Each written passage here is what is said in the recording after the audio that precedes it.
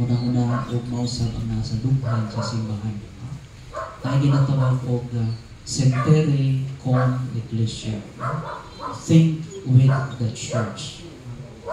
So muna ang pangunahuna sa simbahan, bubihas ng pangalagat, mausap na ang ating pangunahuna na ito nahuktan. Na hopefully, bisan sa mga paksulay o sa kinabuhi, magpabiling alikon.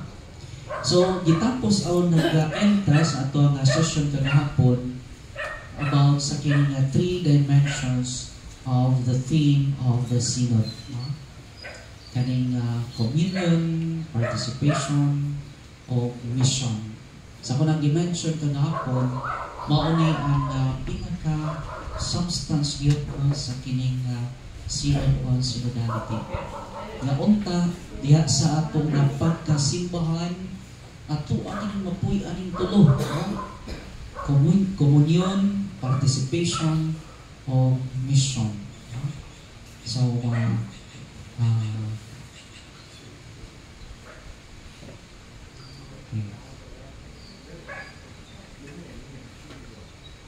communion. The communion we share finds its deepest roots, no? Ito lang balikon gamay, in the love and unity of the Trinity. These dimensions, kaning dimensions of, the 3 dimensions of the Synod are interrelated. They are interrelated. Now, each of them enriches and orients by the other 2. There is a dynamic relationship between them. When one is articulated, all 3 must be kept in mind. Kauban ining tulo. Communion, participation, and mission. Communion. The communion we share finds its deepest roots in the love and unity of the Trinity. The Trinity is a community, one community. By His gracious will, God gathers us together as diverse peoples of one faith through the covenant that He offers to His people. The communion we share finds its deepest roots in the love and unity of the Trinity. It is Christ who reconciles us to the Father and unites us with each other in the Holy Spirit. So, muna siya. Participation. 1 Corinthians 12 to 27. Ito ang basahon.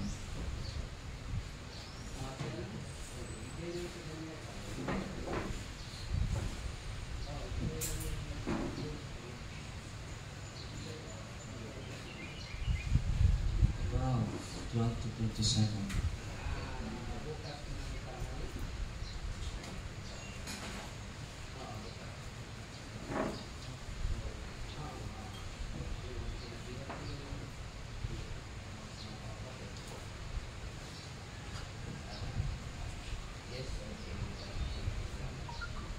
As the body is one, having many members, and all the members, while being many, form one body, so it is with Christ. All of us, whether Jews or Greeks, slaves or free, have been baptized in one Spirit to form one body, and all of us have been given to drink from the one Spirit. The body has not just one member, but many. If the foot should say, I do not belong to the body, or I am not a hand, it would be wrong. It is part of the body. Even though the ear says, I do not belong to the body, or I am not an eye, it is part of the body. If all the body were eye, how would we hear? And if all the body were ear, how would we smell? God has arranged all the members, placing each part of the body as He pleased. If all were the same part, where would the body be? But there are many members and one body. The eye cannot tell the hand, I do not need you, nor the head tell the feet, I do not need you. Still more, the parts of our body that we most need are those that seem to be the weakest. The parts that we consider lower are treated with much care, and we cover them. with more modesty because they are less presentable, whereas the others do not need such attention. God Himself arranged the body in this way, giving more honor to those parts that need it, so that the body may not be divided, but rather each member may care for the others. When one suffers, all of them suffer, and when one receives honor, all rejoice together. Now you are the body of Christ, and each of you individually is a member of it. So sama kita sa usa ka lawas nga nagkalain og bahin. Gadiin ang matag bahin niini importante kaayo aron makafunction ang kinatibuk ang lawas. Wala na ba? So walay less important sa atoa. We are all important. Kana tungod kay kabahin man kita sa lawas nga kung mag-function ang matag usa kanato, nindot kaayo ang mahimong resulta, healthy kaayo, no? Ang ato ang lawas. So, anak sa simbahan. Walay tungod kay ang tiglimpyo sa simbahan yung anak radyog ka. Dito ra kas dapling kay tiglimpyo ramang ka. Importante ba ini kaayo? Naglimpyo na to simbahan kung magkahugaw itong lubot. No? So, madisturbo ta. So, limpyo, plastada kaya itong pagsimba. Kana tungod kay na ay nagbuhat ni ini. Alam na to. No? Na itiglimpyo sa CR, for example, no? So, komportable kayo taas kung pagkain ka na tungod kay na ay mga taon nagbuhat ni ini ka na to. Diba? Ay, uban niya, manimbahay nga, sige rin yung paminaway, no? Sa manin niya, simbahan na niya, mahugaw mo kayo. Pero, huwag pong yun na-contribute, no? Huwag pong yun na-contribute, no? Na nagkamalisod na gani ang nagtrabaho diha tungod kay sa kadaghang buluhaton. No? Grabe din ba yung buluhaton, no? Kadaghang buluhaton. So, anak, no? So, ang matagusa, importante kaayo. Kung naa, nagalihok na matagusa, nindot kayo ng dagan sa kalibok ang lawas sa simbahan. Parehar ko gyapon na sa mo. Imagine kung mag-iisang ni wala mo. O sa Ginoo ko, ipaita yun. No? Katulad nga experience na po sa Cathedral sa Mati. Grabe pa po. Grabe na experience. Okay lang kung kapilya. Isang pag-fiesta sa kapilya, magdaro na.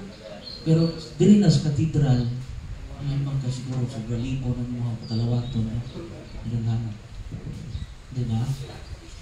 So, matag ministeriya diya sa simbahan, importante kaayo.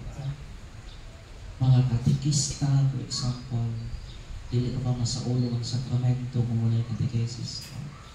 Importante kaayo. Ang tanan, makinungdanon kaayo. So, dili po ang matagos sa mga nahuna na manani rin ako. So, kung ano po anong less important kaya dili. Importante ang tanan. Tapos mahatag na ito sa mahatag niya sa simbahan, isip kabahin ini huwag kaayo, healthy kaayo ang ating simbahan. Participation, a call for the involvement of all who belong to the people of God. Laity, laiko, consecrated men and women, ordained ministers, no? To engage in the exercise of deep and respectful listening to one another. Tunagin ang pagpaminaw. Respectful listening. This listening creates space for us to hear the Holy Spirit together and guides our aspirations for the church of the third millennium. Participation is based on the fact that all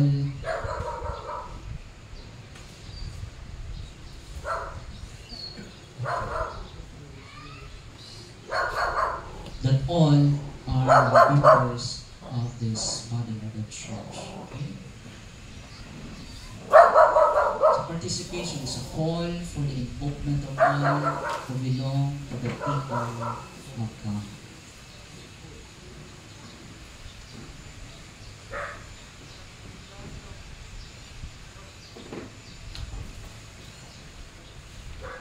Mission. So kung naay communion na ay participation o tinindutang yun sa resulta ni mission. Our mission is to witness to the love of God in the midst of the whole human family. Sa ako na pero may ginahingot, dili lang kita-kita. Kinatibuk-an yun na katawhan sa Diyos. Mga mutuungan o dili mutuon niya. Kinatibuk-an katawhan sa Diyos. To witness, that's our mission. To witness the love of God in the midst of the whole human family. The church exists to evangelize. Magili ang inungdan nganong na tao ang simbahan para mag-evangelize. Mo ganina sa diha nga misaka si Jesus no ascension. Unsa may katapusan nga pulong niya mga to siya mga tinun-an.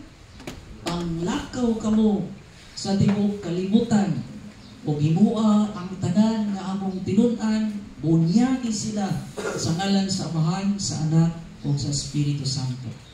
Ang mutuo kanako o magpabunyag maluwas. Kabahin yun diha sa atong pagtuo ang pagpabunyag maluwas. Mara ang bunyag, maluwasan yun. Ako nabunyagan ko 1 year after sa kong pagkatao. Hindot yun ay kong mabunyagan ng mga tao. Bunyagan dayon, kanatunod kay ang bunyag, maluwasan na. Hinundog mo sa inyo bunyag.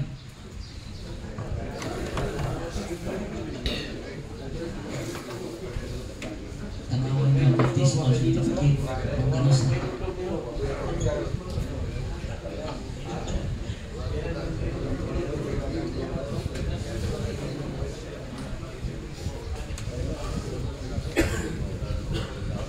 Sa akong mga kaubang pari na mga Italiano, di sila mag-celebrate ng birthday. Dito sila sa bunyag. Bunyag, baptismal day. Dito sila mag-celebrate. Kaya tumod kaya ang baptismal day, kaluwasan mo na. Kaluwasan. Sa muna, muna ang before misaka si Jesus, mo ginagibili niya. So muna nga, the church exists to evangelize. Panglakaw ka mo sa ito pa, hindi ka pwede ang mga luyahon din eh. Panglakaw mo. Panglakaw ka mo. Dapat dinigil na digil magpadala sa kayo natulgon. Panglakaw ka kina active yun. Buhay yun. Lakaw mo. Panglakaw ka mo. O ipoy ang ginas mga tinun-an. Labi na San Pablo. Grabe San Pablo. Grabe din ang ginagawa San Pablo. Amazing kayo ang paghalag niya siya kinabuhi. Tungod na lang sa Evangelyo. Grabe kayo. So nahibog ginang buhi nila.